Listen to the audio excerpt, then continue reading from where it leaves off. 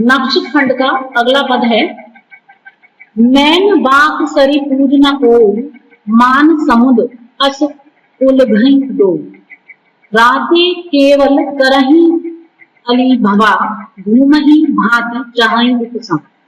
उठाही तो रंग ले ही नहीं बागा, चाहही उलधि गगन कह लागा, पवन झकोरही देही हिलोरा, सरग लाई भी लाई बहोरा, जग डोले डोलत नैनाहा, उलटी अड़ार चाह पलमाह, जबहि फिराव गगन गही बोरा, अस भय भवर चक्र के जोरा, समुद्र हिंडोर करहु जन झूले, खंजन डोरही मिरग जन फूले।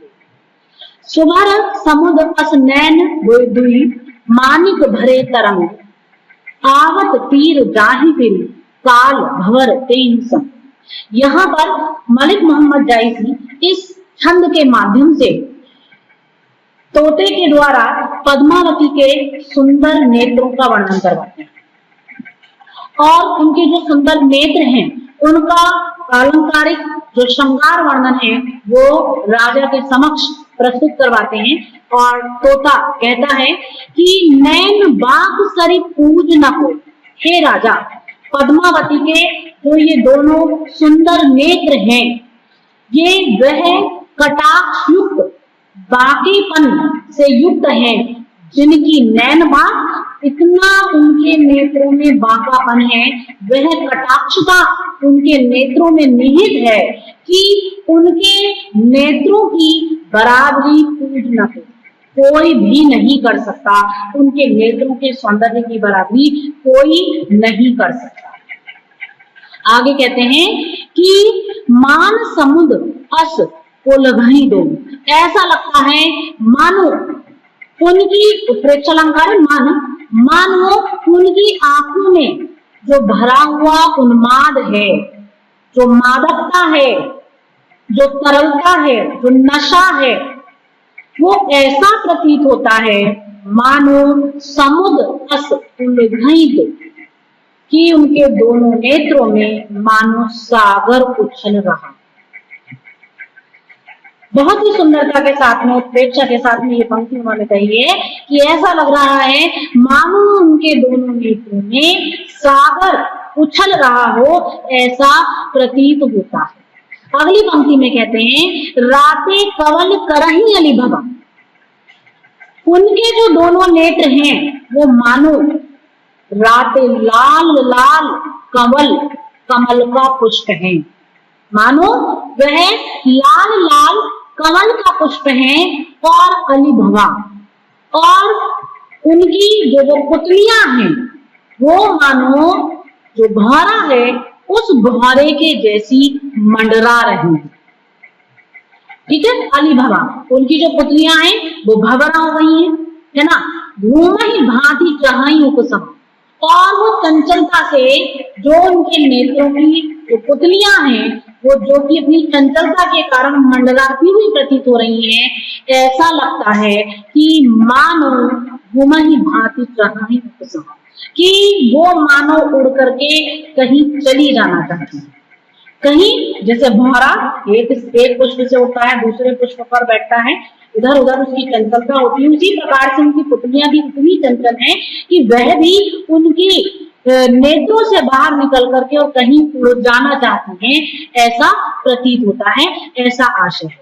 ठीक है, तो जो उनकी रागारोहण मतलब के बहुत अधिक राग प्रेम से जो रक्त हुई जो उनके नेत्र हैं वो अपने आप में अत्यधिक चंचल हैं, उनकी पुतलियां भी चंचलता के कारण मानो कहीं उड़ जाना चाहती हैं, यानी कि दृष्टि उनकी एक स्तर से दूसरे स्तर पर चली जाना चाहती है। उठा ही तुरंग ले ही नहीं बाबा, घोड़ों के का उपमान लेते हैं कि वे उद्दंड घोड़ों के समान है। उठाई तुरंग उद्दंड घोड़ों के समान है और जो कि ले ही नहीं बाबा, बागडोर अथवा कोई बंधन मानना ही नहीं चाहती, कि उनके ऊपर जैसे घोड़े हैं वो अपने आप में चंचलता से और एक नहीं चाहते कि कोई उनकी लगाम खींचे, कोई उनकी लगाम पकड़े, वो स्वतंत्र भाग जाना चाहते हैं। उसी प्रकार से जो पद्मावती के नेत्र हैं वो उद्दंड घोड़ों के समान हैं, जो कि अपने ऊपर किसी भी प्रकार की लगाम नहीं चाहते, बंधन नहीं चाहते, कोई बागडोर नहीं चाहते। घूमही चाही उलधी गगन कहला, उनके जो वो दोनों नेत्र हैं जो घोड़ों के समान उद्दंडता से करते हुए कभी कभी प्रतीत होते हैं, ऐसा लगता है कि वो उछलकर आकाश को छू लेना चाहते हैं।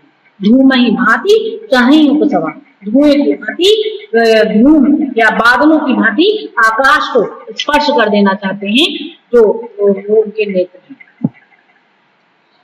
आगे कहते हैं कि पवन झकोरहि देहि हिलोर, पवन झकोरहि, ऐसा लगता है कि वे वायु को झकझोर देते हैं, उनके जो नेत्र हैं वो वायु को झकझोर देते हैं और देहि हिलोरा, और हिलोरें पैदा करते हैं, लहरें पैदा करते हैं।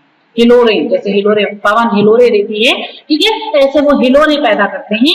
और मानो स्वर्ग लाई नी लाई बहुरा, वो इस पृथ्वी पर जैसे स्वर्ग को ले आते हैं और फिर उड़ा ले जाते हैं, इस प्रकार से उनके नेत्र हिलोरें प्रदान करते हैं। जग रोले डोलत नैना, ऐसा लगता है जैसे कि उनके जो नेत्र हैं, जो इतने बड़े बड़े, जो उनके सुंदर सुंदर नेत्र हैं, वह नेत्र डोलते डोलते संसार को डोलाने लगते हैं। मतलब वो इतना अधिक डोल रहे हैं उनके नेत्र कि संसार भी उनके नेत्रों की गति से डोलने लगा है।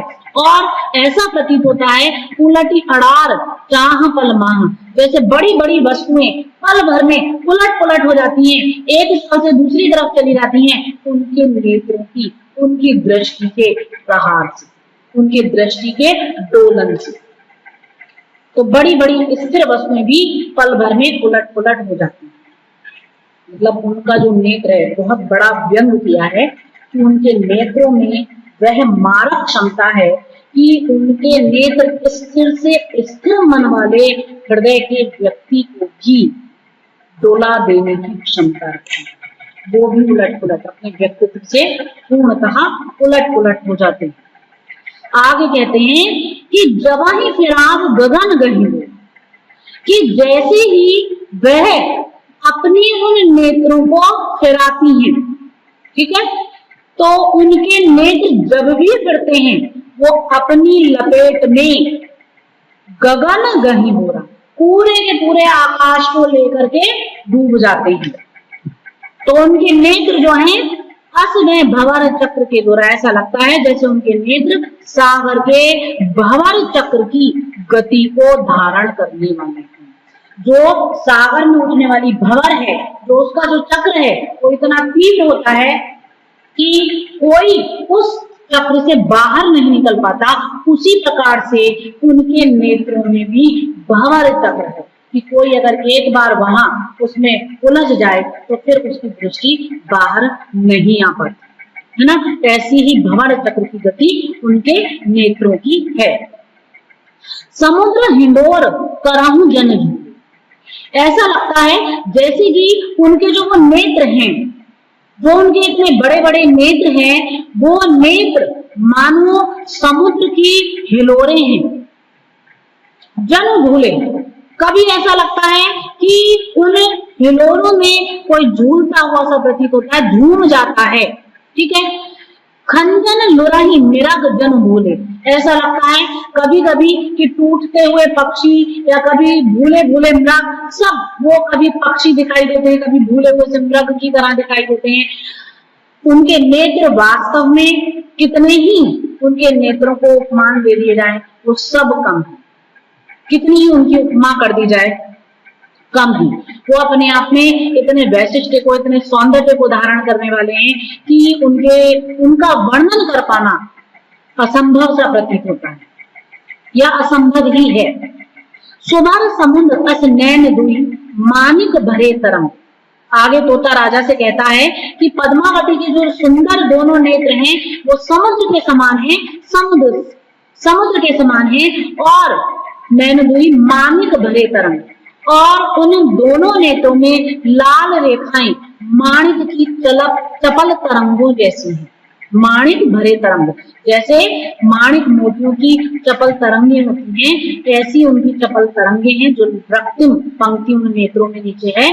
आवत तीर जिहि फिरी काल भवर देन संग, जो किनारे अथवा कोरों तक आकर काल भवर जैसी पुतलियों के साथ लौट जाती है। तो इतने सुंदर उनके नेत्र हैं। उनके नेत्रों की जायसी ने जो सुंदर चित्रण किया है वो अपने आप में अनुभव है, अनुपमेय है। और भावानुभावों का बहुत ही सुंदर चित्रण यहाँ मलिक मोहम्मद जायसी ने पद्मावती के नेत्रों का किया है। उनकी पूर्ण पवित्र शक्ति जो है वो यहाँ पर दिखाई देती है। और इसी के साथ साथ छंद के विकास में उनकी जो पूर्ण पवित्र शक्ति है वो भी परिलक्षित होती है। एक स्थल पर बिहारी जी ने भी नायिका के सुंदर नेत्रों का वर्णन किया है इस दोहे के माध्यम से कि चमचमात चंचल नयन विच घूंघट पटधीन मानव सुर सरिता विमल जल उछलत जगू। बहुत सुंदर चित्रण किया है। तो जायसी का यहाँ पर पद्मावती के लिए जो किया गया नेत्रों का सौंदर्य वर्णन है वो अपने आप में अपूर्व बन रहा है। धन्यवाद।